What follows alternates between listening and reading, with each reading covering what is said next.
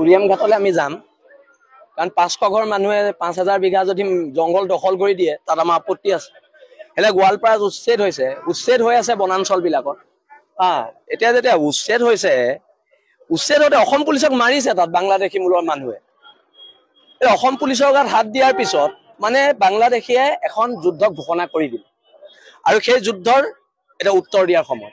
আৰু তেওঁলোকে যিহেতু প্ৰথম যুদ্ধ কিন্তু ঘোষণা কৰিছে বাংলাদেশী, অসম পুলিচৰ গাত হাত দি অসম পুলিচৰ মূৰ ফালি দি যুদ্ধ ঘোষণা কৰিছে, আৰু এই যুদ্ধ আমি গ্ৰহণ কৰিছো। আৰু অসমৰ সমূহ খিলঞ্জীয়া মানুহক একত্ৰিত হ'বলৈ আহ্বান জনাইছো। কেৱল ফেচবুকত সীমাবদ্ধ নহয়, ৰাজপথত ওলাব লাগিব, আৰু ৰাজপথত প্ৰয়োজনত হাতত হেংদাং লৈ ওলাব লাগিব।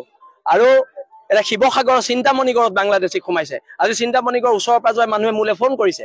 এতিয়া চিন্তামণিগড় মোৰ ঘৰৰ পৰা কেই কিলোমিটাৰ, 15-20 কিলোমিটাৰ দূৰ, 15 কিলোমিটাৰো নহয়।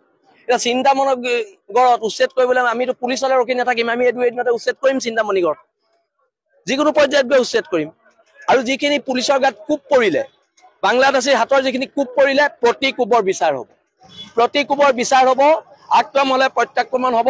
আৰু অসমৰ খিলঞ্জীয়া মানুহ শেষ যুদ্ধলৈ সাজু থাকক। যুদ্ধ কৰিব লাগিব, নহ'লে জাতি নেবাচ।